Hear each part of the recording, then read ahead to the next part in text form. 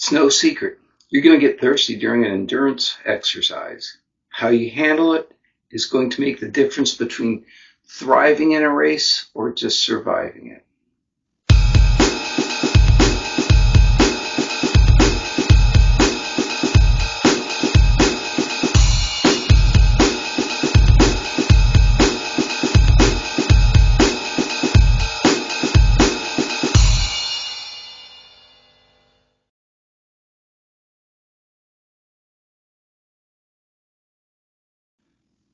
Hi, this is Coach Brian from Cause Events, and welcome to Coach's Corner. Today we're going to be discussing the understanding of the difference between hydration needs in your body and how to determine those needs. And hey, this isn't rocket science, but it is a little bit sciencey. Okay, so we're going to make you do a little bit of math. Okay, there's a test at the end. And if you haven't already, like and subscribe, because like helps get this gets this out to other people, other triathletes who may be looking for solutions to some of their needs. And I'm here to help you. That's why I'm a coach with USAT. That's why I work in both USAT and Ironman races. That's why I'm an ambassador for Cause Events. I'm here because I really want to help you guys thrive and not just survive, just like with hydration. So let's get into it. Let's dig into the different sports. Swimming. Swimming is the shortest, but it sets the stage for the remainder of the race if it's in the standard format. The standard format being swim, bike, run. 1, 2, 3, like that. And you're gonna need to hydrate, especially in those longer races, but you're not going to be able to do it until after you're done swimming. You can't there's no place to stop and hydrate during the race, and you really can't carry anything with you. So you're going to have to start in transition and before the bike and on the bike. So cycling is the next one. Cycling, typically the second aspect. This is the longest segment. This is typically where you catch up on any hydration needs you get from the swim.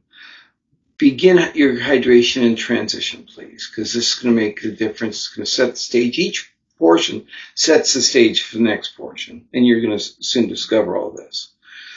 Not as intense per mile, but the ride is the longest. Of course, you can make it more intense, but it is not the most intensive part, but it's the second most technical part because there's a lot of moving parts. So not as technical. Swimming, though, swimming is the most technical part. A lot of technique there. This sets the stage for the run. So in the longer races, having a hydration plan is essential, and knowing what your hydration needs helps you develop a plan. Running is the most intensive need. It always is. It's also where all the injuries occur. So you're going to find out that it's demanding. It's typically the final aspect of the race. You're not going to catch up with bad hydration in the run, but you can evade disaster if you do hydrate on your run. And we're going to be just understanding a little different of the ways to hydrate. In swimming, if you regularly swim in a pool, most swimmers, when they're training in a pool, will set their drink at the end of the lane, and you can't do that in a race. If it's in open water, there is no end of the lane. If you're in a pool, you're typically channeled in on one side, and you get out in another location, so there's no way to do that. So when you're training, and I recommend training smartly, if you're swimming open water long distances, you can have a swim buoy, and I'll show you the swim buoy right now. And it has a dry bag in it that you can open up and put a drink. You can put a snack in there too, and you can even put it in your phone in a Ziploc bag and put it in there, roll it up and close it. But this is a way you can hydrate if you're swimming long distances in open water, or you can just have your drink on shore and not venture too far from the shore and just go hydrate as you need to. Okay, cycling. You can either have water bottles in cages or a hydration system. It's up to you. It's whatever flavor you like. Water bottles are cheap and easy. Hydration systems can cost a little bit more. They can cost typically 50 to a couple $100. You can even find some higher end ones that cost even more. They're harder to clean. They have tubing usually, and they have nozzles and things like that that you have to keep clean. You don't want to carry germs around. You carry the amount you need, and we're going to figure out how to figure out how much you're going to need. Running water bottles you can carry. Hydration pack. I know a lot of people who carry hydration packs when they run the longer races, and it's not just triathlons; it's marathons. I even carried a hydration pack during a marathon once. Or you can depend on aid stations. There's usually plenty of aid stations around that you can depend on. Okay, so let's determine the hydration needs. Okay, the first thing is kind of figuring out where you're going to go. Determine the weather you're going to be in during the race. That's a major factor. And determine how much direct sunlight hits your body. So these are factors that really have an impact, especially if you're wearing a darker clothes, black, dark blue or something. That's going to absorb more heat. It's going to make evaporation a little less helpful. Determine humidity, and this is really where the evaporation rate comes across. You're working out humidity, you're going to sweat more, but you're not going to evaporate as much, and that's where the cooling comes from, is the evaporation. And then understand the elevation. Air can be a lot drier at elevation. It can also be that you're working harder because the air is a little thinner up there. You work harder, you sweat more, you dehydrate more. So you have to figure all these factors into coming up with what your needs are going to be. So the best way to make a plan is over time. Determine what your sweat rate is for the various conditions. You'll need to do this in various weather conditions. And this is why I say over time, so that you can manage the changing of the seasons, the changing of the climatic conditions. Here in Southern California, we've come from cool and wet to hot and dry. We have a lot of extreme conditions here, and I can go up to the mountains for cold and snowy. It's all close by, but if you live in some place like Iowa, Nebraska, Florida, Texas, you don't oftentimes have hills. You have snow, but you don't have hills, so you don't have elevation, so you may have to travel. Okay, so determining your sweat rate, you'll first weigh yourself dry, either in your kit or preferably naked, and record that weight someplace, all right? Step on the scale. Do your workout, and do this for the swim, the bike, and the run. So let's start with the run, or the swim, excuse me. Do the swim, get out of your wet clothes, and then weigh yourself again. I'm going to tell you to weigh yourself naked because the sweat and the moisture in the clothes, especially after swim, clothes are going to be wet, do have a weight value, and you don't want to record the wet on the clothes because this is either what you've sweated out or what you've picked up from the swim, probably a little bit of both. Do your bike.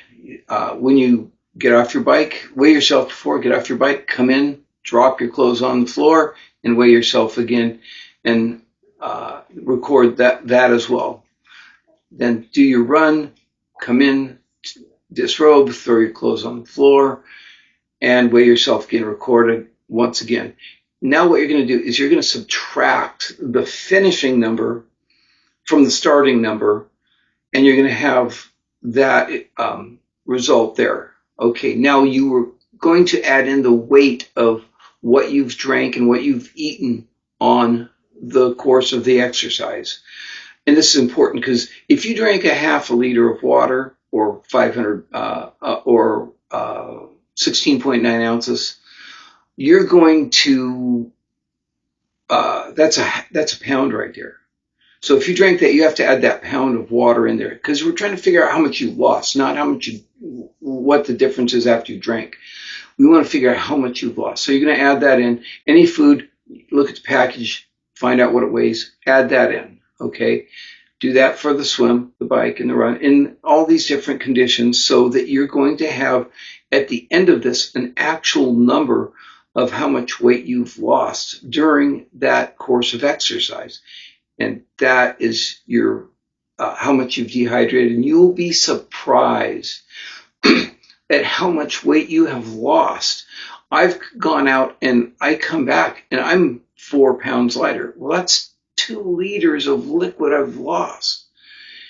And that's an awful lot. And you can get in trouble when you lose that much liquid if you're not careful. So this all goes with training, understanding your body, understanding the needs of your body. So you can do these things. Okay, so we did the math. Do this several times in different climates and different weather conditions. And this should be a part of your training and should be revisited at least every few years. Or if you have had a change in health or weight, these things all have major factors. And I know as endurance athletes, when you get into it, you typically weigh less after a year or two. So you're going to have to take all these factors into account and do this over and over and over again. I've been out of I've been in the sport, but I've been out of serious racing for a few years because of injuries. Some of you have seen my last video. My arm was in a sling. It should still be. I will go back in the sling after this. So I've had things fixed. So when I come back out and start training again, I will have to go through the process of determining my sweat rate.